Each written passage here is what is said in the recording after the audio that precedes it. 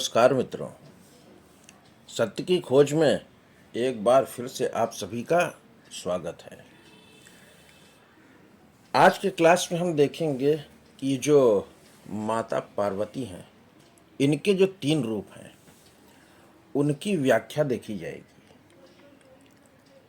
कि क्या कारण है कि काली जी के 8 ही हाथ हैं, क्या कारण है कि सरस्वती जी के 4 हाथ हैं। तो जो 3 रूप हैं पार्वती जी के, वो हमसे कैसे संबंध है, कैसा संबंध बनाते हैं, किस प्रकार से संबंधित हैं और उससे क्या लाभ होता है, इस चीज को आज के क्लास में देखेंगे। तो जैसा कि आप सभी जानते हैं कि जो माता पार्वती हैं वो है आदि शक्ति। शक्ति यानी कि ताकत, ऊर्जा, आदि यानी कि बहुत ही प्राचीन पुरानी। इनको प्रकृति भी कहा जाता है। एक है जो चेतना, चेतना है पुरुष, और प्रकृति जो है, तो प्रकृति में 3 गुण रहते हैं। वो 3 गुण कौन से? सात्विक गुण, राजसिक गुण और तामसिक गुण। ये दुनिया में सारे ब्रह्मांड में जितनी भी चीज बनी है, इन्हीं से मिलकर बनी है। ये जो 3 गुण हैं, ये अलग अलग अनुपात में मिलकर जब चेतना से संयोग करते हैं तो निर्माण कार्य होता है। अब जैसे जो सत्व गुण है वो कैसी है कि खुशी, प्रसन्नता, करुणा, दया, प्योरिटी, धैर्यता और प्रेम, संतुष्टि, दान, धर्म, ये सब जो है सत्गुण में आता है। और जो रजस गुण है, रजस गुण क्या करता है कि बेचैनी, व्याकुलता, क्रोध, अहंकार, भय, घमंड, जल्दी में कार्य करना। तो जो रजस गुण वाला व्यक्ति होगा वो अपने ही बारे में सोचता रहता है, उसकी सारी घटनाएं खुद के को केंद्र में रखकर घटती है। और जो तामसिक गुण का व्यक्ति होता है वो कुछ करना नहीं चाहता, आलस, थकान, निराशा, लूट मार, डकैती, छिनौटी, ये सब जो है तामसिक गुण वालों के अंदर आता है।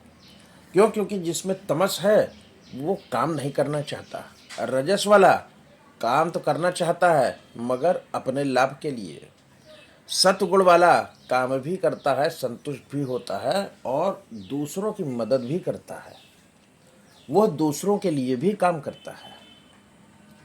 तो जो तमस गुण वाला होगा वो कुछ करना नहीं चाहेगा, लोगों से छीन लेगा, करेंगे लोग उनसे छीन के खा लेगा। तो इस प्रकार से जो 3 गुण हैं, जिसको प्रकृति में 3 गुण हैं ये, तो माता पार्वती ने 3 रूप पैदा किए। वो कौन सा? माता लक्ष्मी और माता सरस्वती और काली माता। तो ये 3 रूप पैदा किए। अब ये जो काली माता है या जो लक्ष्मी माता है या जो दुर्गा माता हैं, पार्वती जी हैं, ये लोग कोई व्यक्ति नहीं है। ये व्यक्ति का रूप तो समझाने के लिए दिया, ये ऊर्जा मात्र है, ऊर्जा का परिवर्तन है। ऊर्जा कभी नष्ट नहीं होती, एक ऊर्जा दूसरे रूप में केवल परिवर्तित ही होती है। तो उसी प्रकार से माता पार्वती ने 3 रूपों में अपनी ऊर्जा को परिवर्तित किया। जैसे उदाहरण के लिए कि बिजली है, बिजली एक प्रकार की ऊर्जा है। अब बिजली आपने पंखे से जोड़ दिया तो वो गति में परिवर्तित हो गई, बल्ब से जोड़ा तो प्रकाश में परिवर्तित हो गई। या उसको आप हीटर से जोड़ दीजिए तो ऊष्मा में परिवर्तित हो जाएगी। तो ऊर्जा सदा परिवर्तित होती है, न नष्ट होती है और ना ही पैदा किया जा सकता है। ये विज्ञान का नियम है कि ताप, प्रकाश, विद्युत, चुंबक, ध्वनि, ये जो तीन ऊर्जाएं, पांच ऊर्जाएं हैं, आपस में परिवर्तित की जा सकती हैं। तो ऐसे ही माता पार्वती के तीन रूप हैं। अब इनका संबंध हमसे कैसे है कि जो माँ सरस्वती हैं, इनका संबंध हमारे मस्तिष्क से है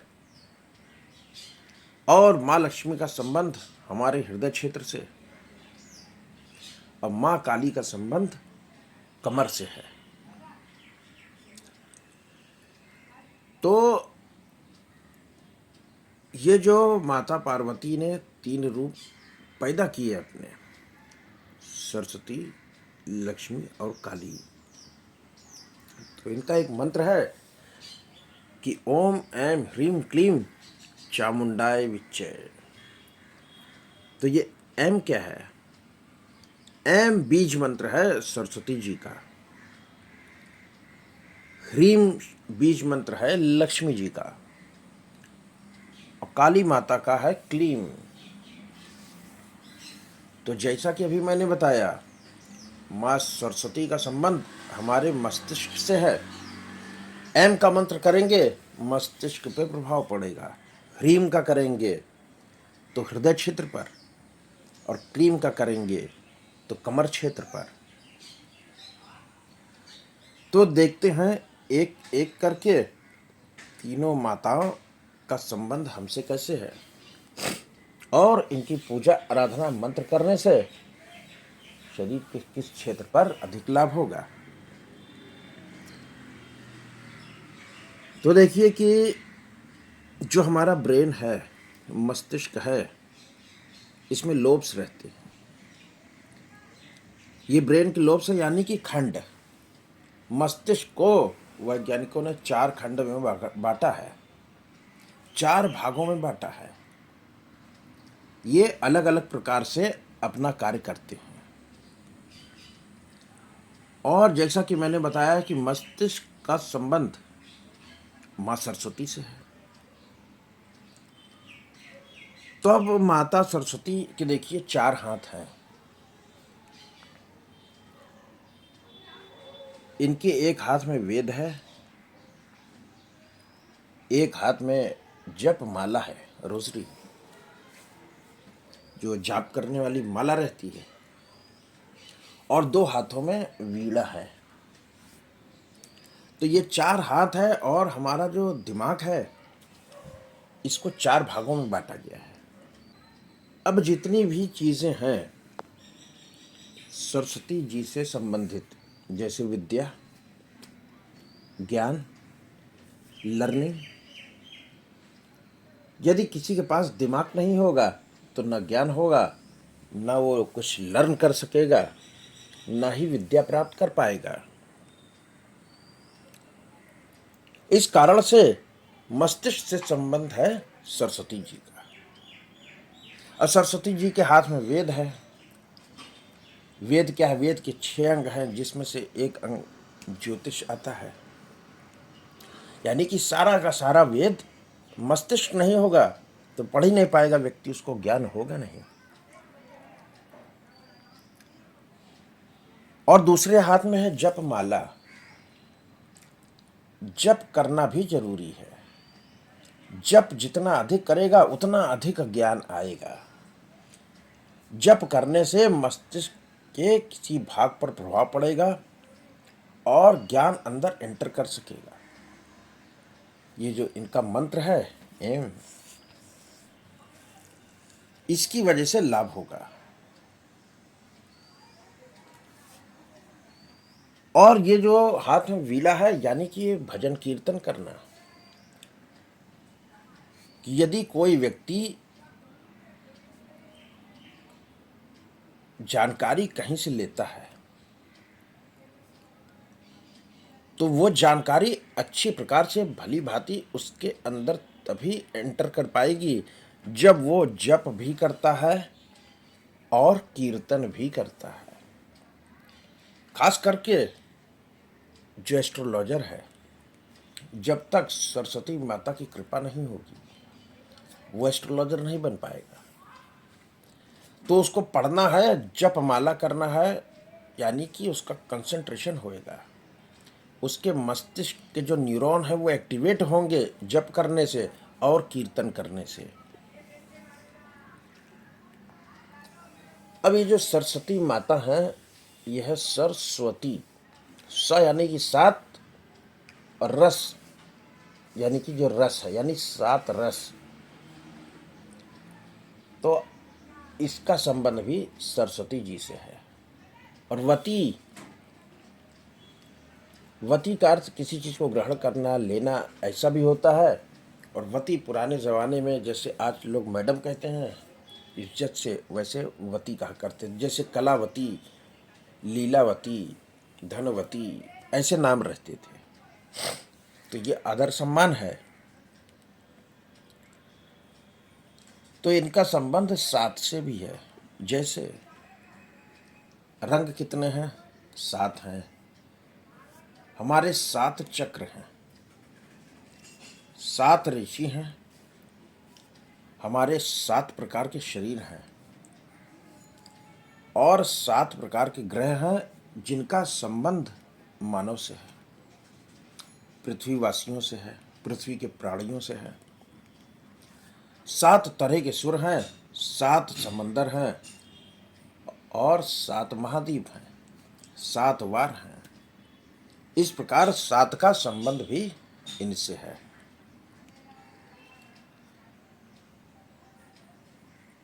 ठीक इसी प्रकार ये जो माता लक्ष्मी है, इनका संबंध हृदय क्षेत्र से है।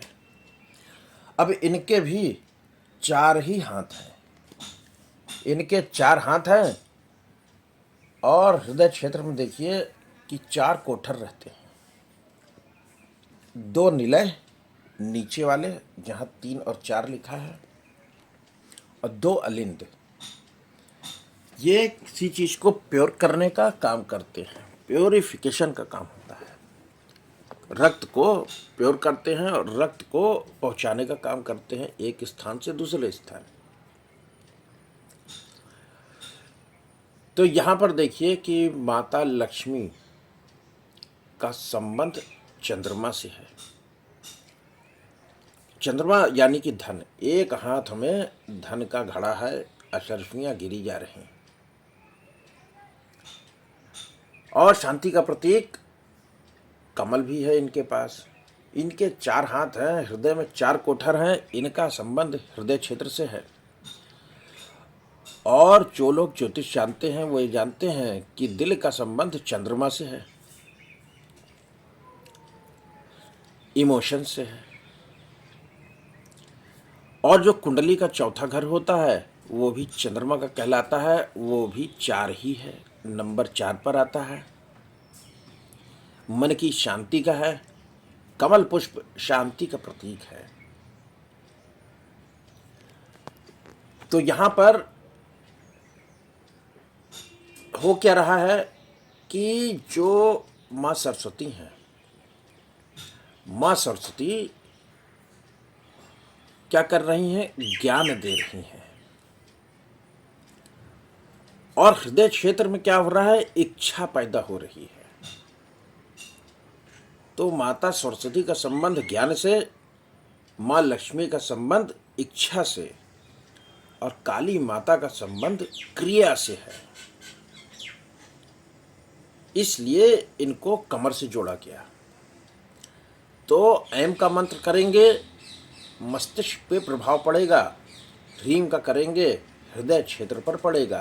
और क्लीम का करेंगे तो आपकी जो एक्टिवनेस है, जो क्रिया करने के लिए जो भी चीज़ें जरूरी हैं उस पर पड़ेगा।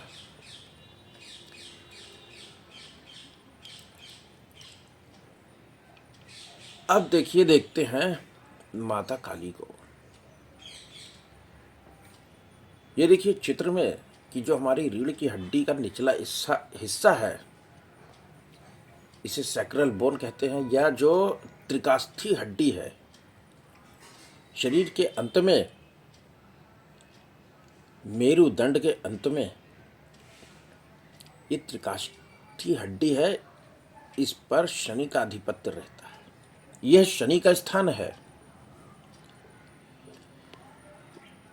इस त्रिकाष्ठी हड्डी का संबंध माता काली से है। ये कमर की हड्डी है और इसके अंत में पहले जमाने में पूंछ रहा करती, जैसे बंदर की पूंछ है, मनुष्य की लुप्त हो गई। तो देख सकते हैं आप कि माता काली के 8 हाथ हैं। और जो त्रिकाष्ठी हड्डी है इसमें देखिए कि 8 छिद्र हैं।